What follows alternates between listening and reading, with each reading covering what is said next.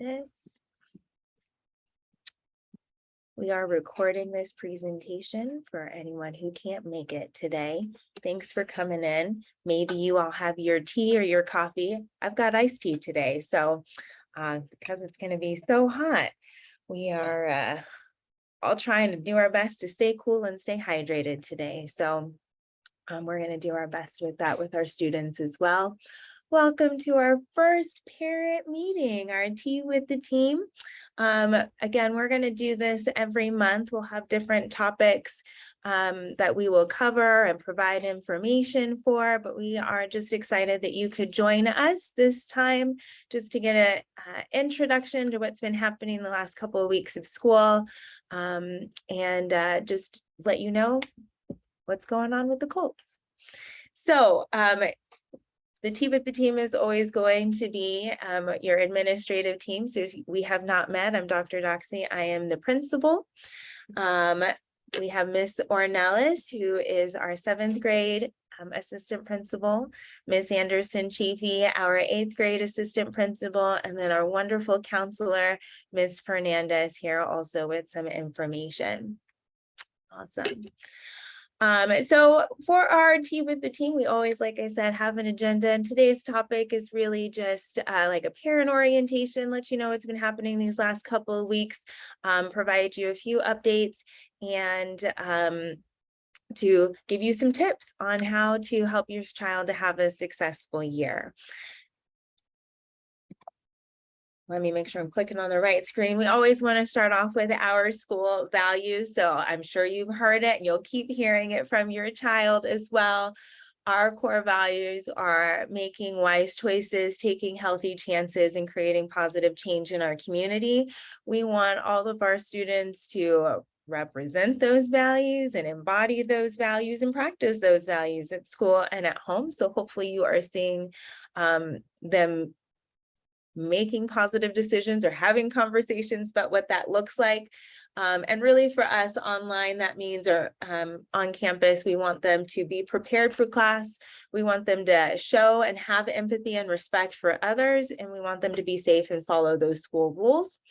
For taking chances, we want them to ask questions, which is also learning to be an advocate for themselves, which 7th graders coming in, that can be a real challenge because they're used to one teacher and now they've got 6. And so we want them to be able to build those relationships with staff on campus and be able to ask questions, to ask to be challenged or to challenge themselves, to be able to share out their ideas and to take risks. And that's really hard. And for 8th graders, that can be really hard as well because they just want to fit in, right, and belong. But it's also important for them to take those healthy risks that help them to grow and push themselves a little bit further. And then with positive change, sometimes middle school is hard. So we need them to be persistent. We also want them to contribute to our school community. We want them to help create that environment where everybody feels welcome. And, you know, they're going to make mistakes. They're teenagers or almost teenagers. So feel free to reflect on that. And we want to help them to do that so that they really consider how their behavior impacts themselves, but also impacts others.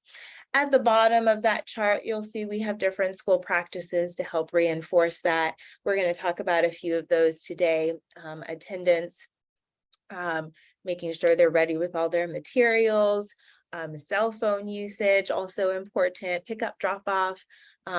Of course, with COVID, we're still following CDPH guidelines. We'll talk a little bit about Colts Level Up today as well. And then we also do want to recognize our students with positive behavior support. So our Kudos program, our PBIS, and other recognition programs for the year. So those, again, choice, change, change, those are the 3 things that we just keep reiterating every day. The kids hear it on the announcements, and we want to make sure that they are practicing those things on a daily basis. They're going to get tired of hearing it, but we want those to be integrated at home as well. So talk to your kids about making those choices. What are they doing that they can do better? Where can they take some chances? Where can they start to create positive change? And then with that, we're going to start with some safety reminders. All right, good morning, everybody. My name is Miss Sornellis. I'm the 7th grade assistant principal. I'm so excited to start off this school year. And with that, we're just going to have a few reminders about arriving and departing from school and safety. So some of our 8th grade families have noticed you now can make that left turn into the parking lot. We have seen all of our families being super respectful. One thing we would love to see more of is actually turning in and dropping off the students at the curb right in front of the school. It might cause a little bit more time for you, but it's the safest way for the students.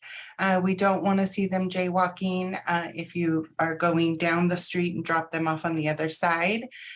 So if you do that, they need to use the crosswalks. There are also some alternate drop-off and pickup locations that were shared at the beginning of the year. It makes me smile when the students are using them. So I know you guys are reading and instilling that in the kids because they go to all different areas after school. Also with the parent groups that our community are a part of, you could arrange carpool. We do open the gates at 8 a.m. So if you want to drop off your student a little early, they can come in right at 8 o'clock. We have a few of our students that bring their bikes to school. They know the rules. And again, I was so excited to see our 8th graders telling our 7th graders, no, you have to walk your bike. I am going to add in that they need to have a helmet. So I've talked to several of our students that as they walk in, I mentioned, you know, you're missing one thing. They're like, my helmet, I'll bring it tomorrow. So if you manage that message at home, it's super important that they are safe while they're riding their bikes. The basketball courts and the fields out back by the PE area, by the locker room, are not open before school, so students must enter campus when the gates open. So there's no basketball playing before school. We do have that area open at lunchtime, so the students are able to utilize that to kind of play basketball with their friends and hang out, but before school is not one of those opportunities. And all of the information on Power School. We would like you to enter your parent portal and make sure that all of that is up to date. If you have any emergency contact, family, friend, anybody that you want to give permission to pick up your student, doctor's appointment, if there's an emergency, all of that needs to be in that parent portal. Our front office staff does follow all of the guidelines. They will check ID when somebody comes to pick up a student because, like Dr. Doxy mentioned, safety is our #1 concern, and we want to make sure all of our students are safe here, and even if they get checked out. So we're going to go ahead and move into attendance.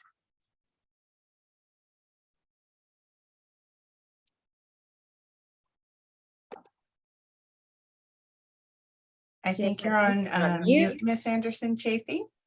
Thank you so much. Which is perfect because it gives me the opportunity to introduce our 8th grade assistant principal, Miss Anderson Chafee. Good morning. Thank you so much. Today and for the month of September, actually, we're focusing on attendance awareness, and I'm going to minimize all of my squares of people, so I will no longer see you while I'm presenting. So as we progress throughout the month, thank you so much for advancing that slide there. We're looking at how attendance matters and how every school day counts. And if we look at this rubric here or this chart, good attendance would equate to 9 or fewer absences for the year. In correlation with good attendance, we know, well, research actually shows that students with good attendance generally achieve higher grades, right? And they have that opportunity to connect with friends and peers, and they actually overall enjoy school more. They also benefit from educational opportunities on campus due to attending regularly and also being on time. It's interesting how running a little bit late can throw us off a little and cause a little disruption to our morning. So that piece is critical also.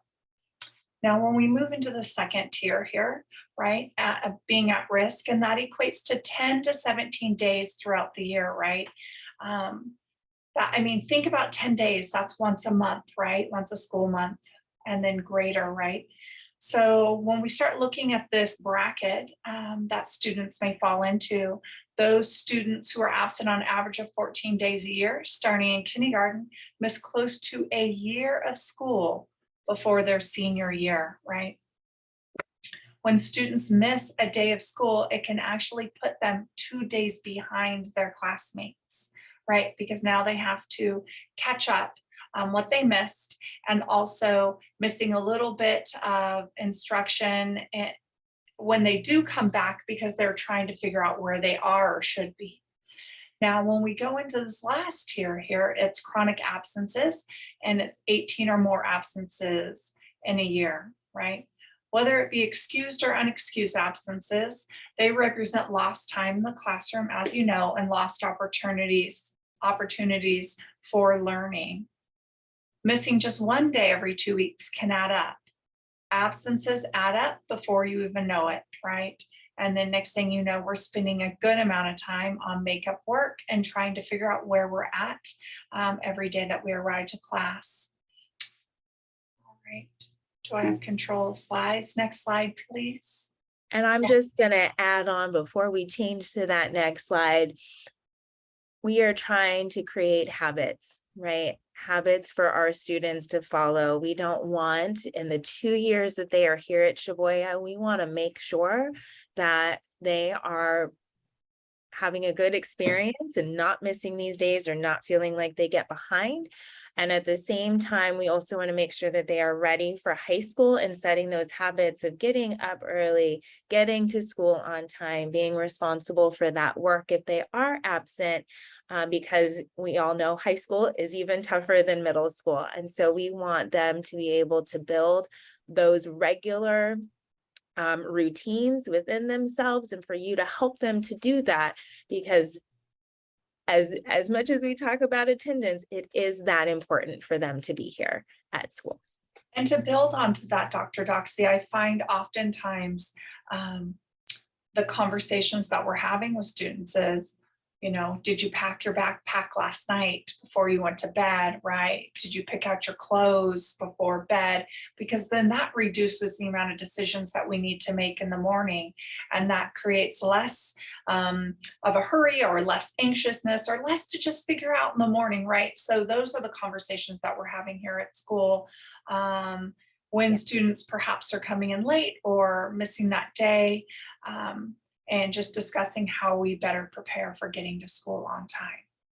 Absolutely. All right, and we're going to discuss now just Evergreen's attendance policy. So when we're looking at this matrix, we're looking at step 1, 2, 3, 4, and 5, right?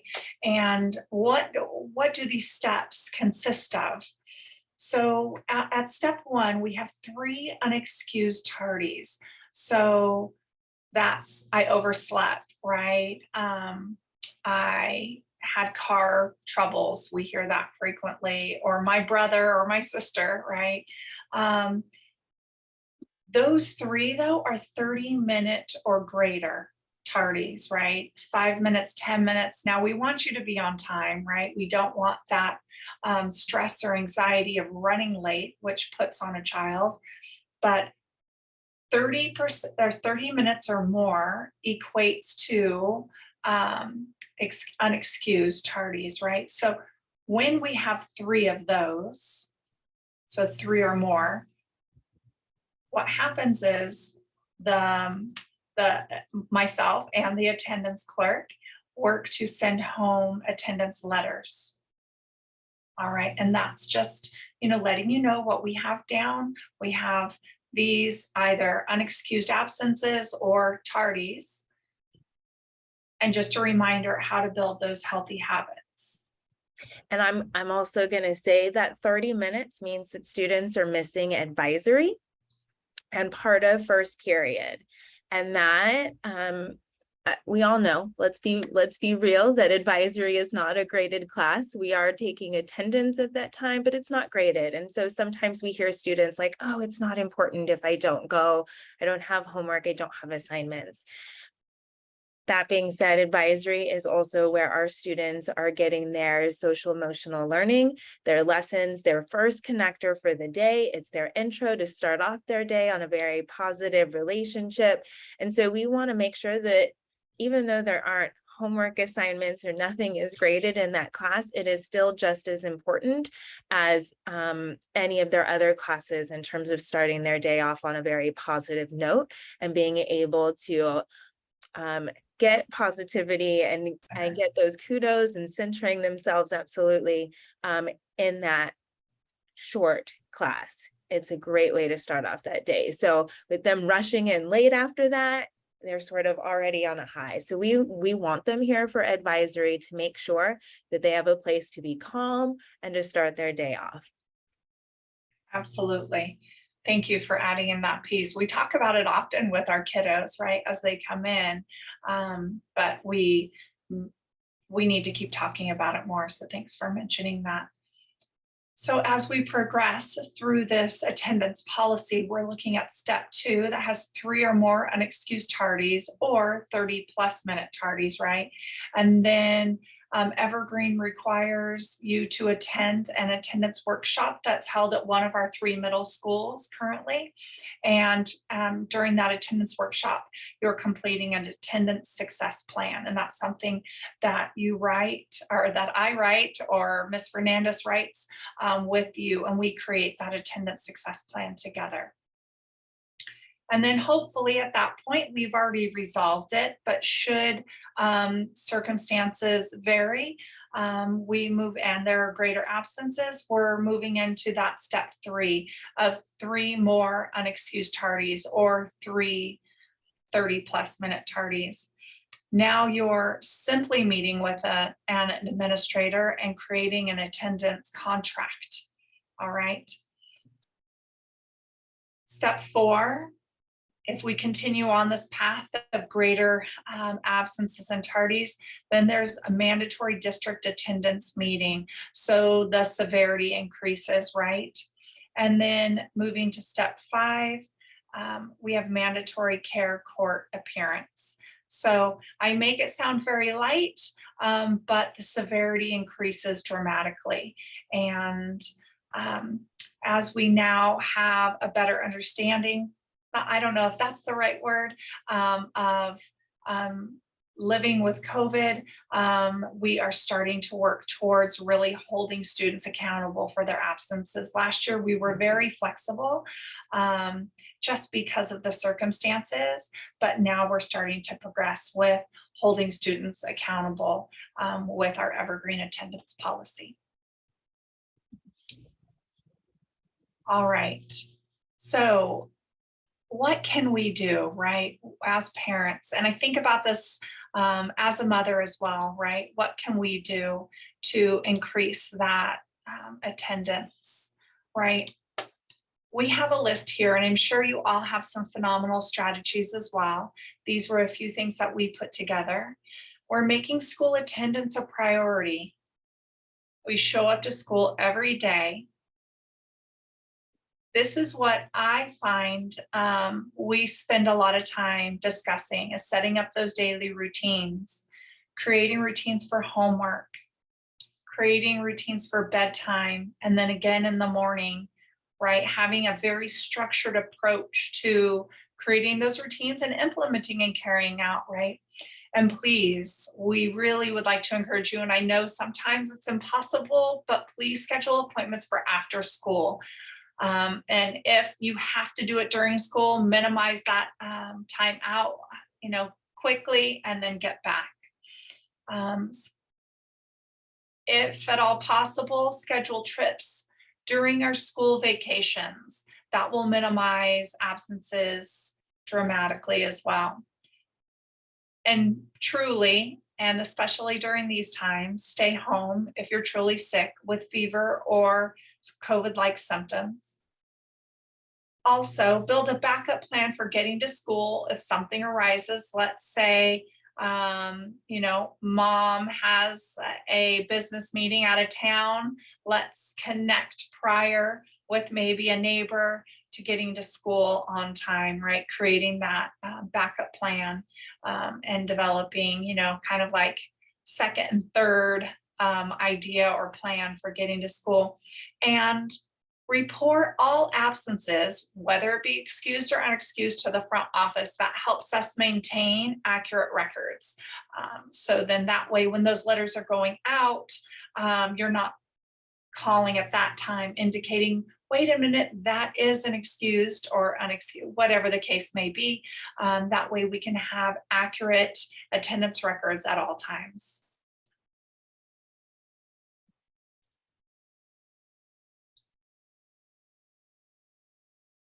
I think that was a double slide.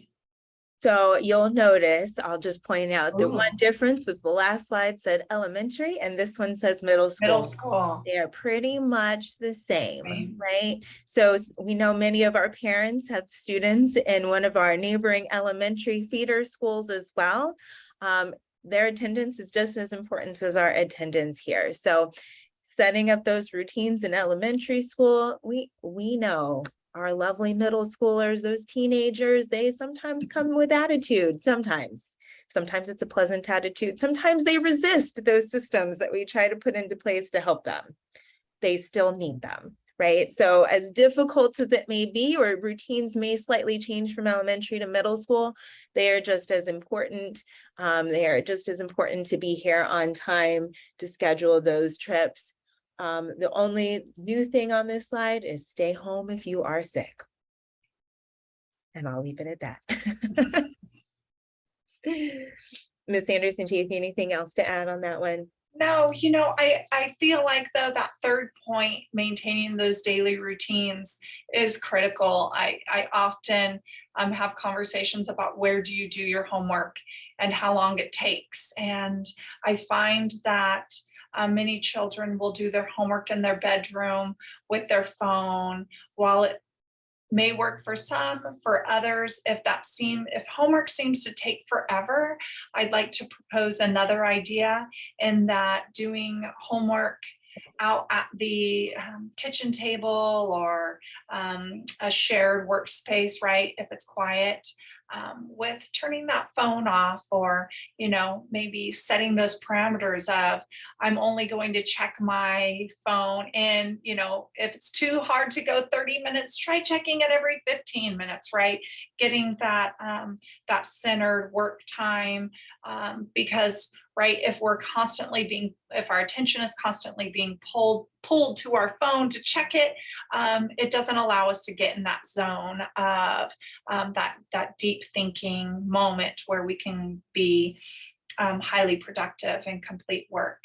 But also I want to launch into that bedtime routine, right? Packing up that backpack, cleaning up everything, and starting those healthy habits of creating that to-do list by the bed. If a child is, I have this, and they can't go to sleep, start introducing those strategies straight away for them to get a good night's sleep, because the morning comes and sometimes we have a lot on our mind, right? Even middle schoolers. So I think that's a nice next step to share with them, that trick to get a good night's sleep. And we have some more tips for you from our wonderful counselor, Ms. Fernandez. Thank you.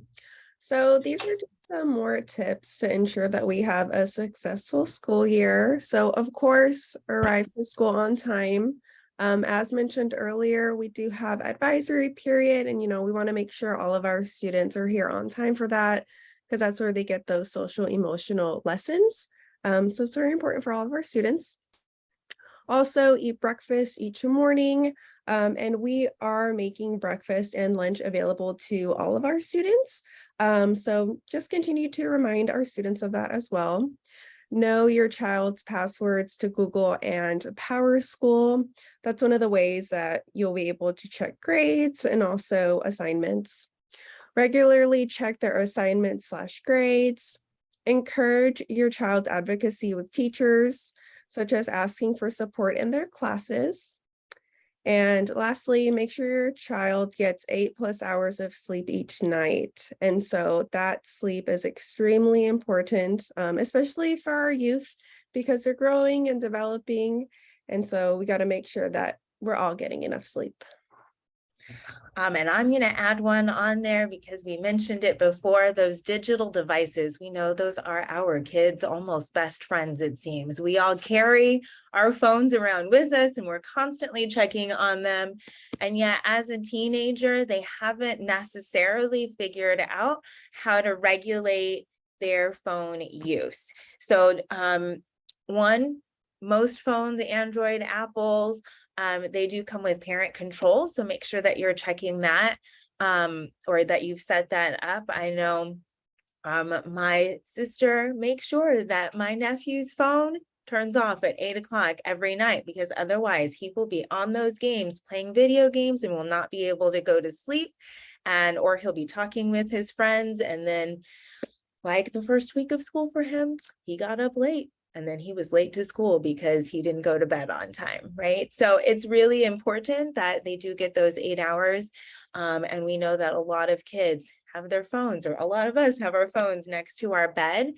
For students to be able to regulate that can be challenging. So your help with that and turning off the device or turning off certain apps while they're doing homework, when it's bedtime, is super helpful in making sure that they are able to focus on what they need to focus on and that they're not attached to the hip with their phone.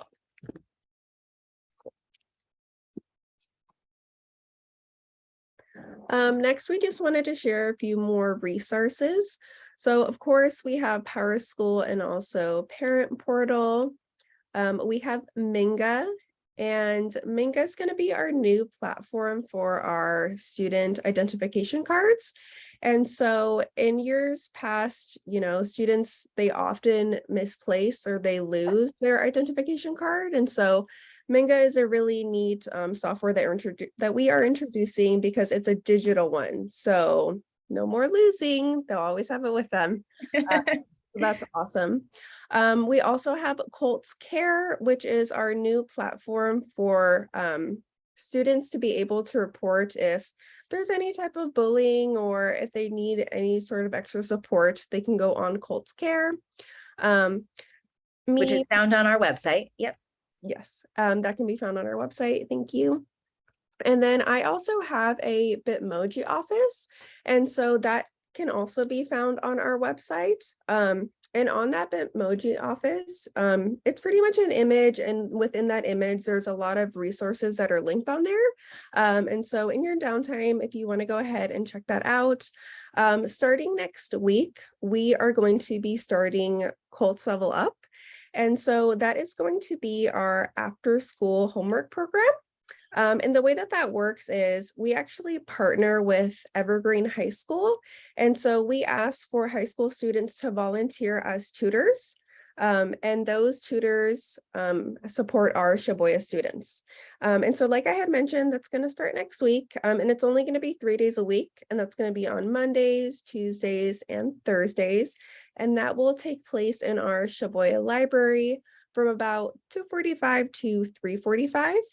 And so there is a permission slip if students do want to attend. And so that's something that's going to be shared through Parent Square. So just keep a lookout for that. And then we have our student handbook. We also have our Evergreen Wellness team. And that's a team that publicizes a bunch of articles, and those typically go out on Fridays. We also have parentingconnect.org. We partner with the organization #ICanHelp, and that organization promotes online safety and just, being appropriate when we're using our technology and communicating with peers. And then we also have Common Sense Media that we partner with. Cool. So we know that there's a lot of information there, and maybe you're doing some of those tips already to set up your child for success and utilizing these resources. Know that they are available on our website, and we are here for you. We hope you've heard some good reports over the last couple of weeks, as we are, I think we're in our third or fourth week of school this year. I've lost track already. That tells you how quickly it's going. We've had our students take the iReady assessment already. We had our first expectations assembly. We have our #ICanHelp assembly coming up next week as well, to remind students of the importance of that digital safety. Hopefully you are getting those parent newsletters that go out on Sunday via Parent Square. If not, please check your email in Parent Portal. But we are very excited for our next event, which is happening tomorrow, which is back to school night. Yay! We're very excited to have that in person. It's been 2 years too long, and so we hope that you will come visit us on campus tomorrow. Come meet your students' teachers. We will have food trucks available, a little fundraiser on our part, so please come hungry and ready to eat. We'll have a variety of food trucks available from about 5 to 6:30 p.m. Thereabouts. Your child is going to come home with a written schedule. So we've given them a sheet of paper to write down all of their periods 1, 2, 3, 4, 5, 6 classes, their teacher name, teacher room number, and whether or not presentations are in person or virtual. All of our teachers will be in person, and you'll be able to meet all of them. Some of them have already sent out a digital video message to you, or will be playing them in their classrooms. So you can take a look at that tomorrow or on your own time. But we want you to come out and meet those teachers, either hear presentations or come ask them questions, because your child is with your teachers for 6 hours every day. And so they are the first source of support for your student and for you on our campus. Presentations, please note the schedule again was sent out in the newsletter yesterday. It is 10 minutes per period and 4 minutes passing, which is what your students experience every day. So you're going to be getting some exercise in there potentially, but please come ready to just hear out what our teachers have to say. If there are questions specific to your child and their progress, 10 minutes is not a lot of time. 4 minutes is not a lot of time. So we do ask that you make an appointment with the teacher or the teacher team so that they can really focus on what's happening overall in their classroom. And then at those appointments, give you that one-on-one specific personalized time to be able to support your child in class. At the end, the admin team will be out in front of the gym. So you can come on by and wave and say hello. We want to just, let us be a presence to you as well. So just come say hello as you leave. We'll be out in front of the gym.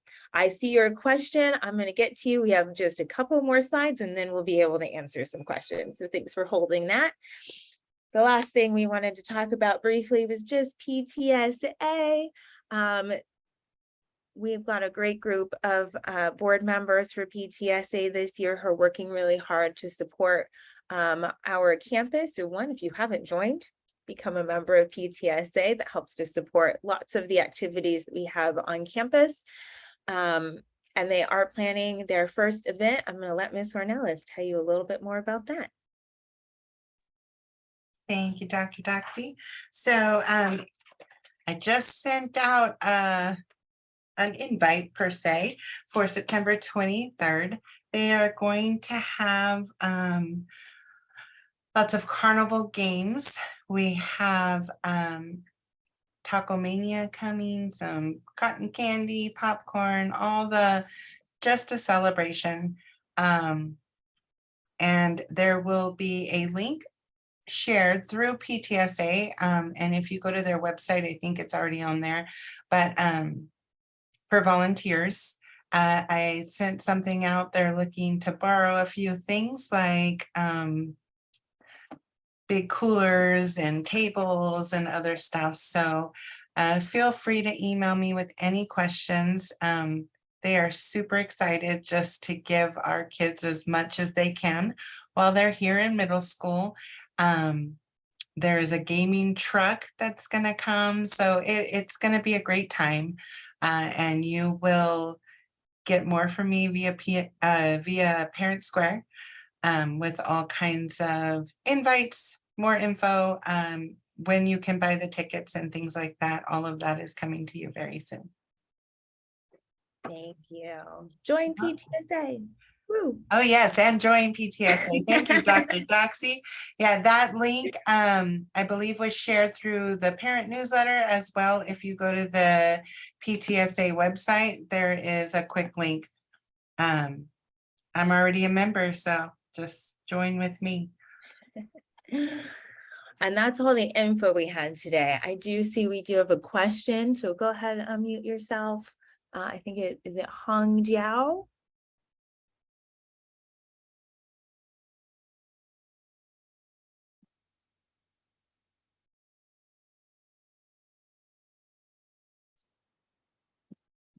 We'll wait a few more minutes. Feel free to just unmute and ask your question.